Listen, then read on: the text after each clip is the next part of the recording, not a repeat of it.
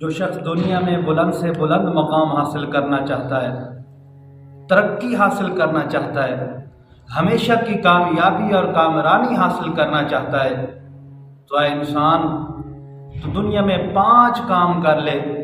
اللہ تعالیٰ تجھے ترقی سے ترقی عطا فرمائے گا، اللہ تیرے درجات کو بلند کرے گا، تو بلند سے بلند ہوتا چلا جائے گا۔ ایک شخص دوڑتا ہوا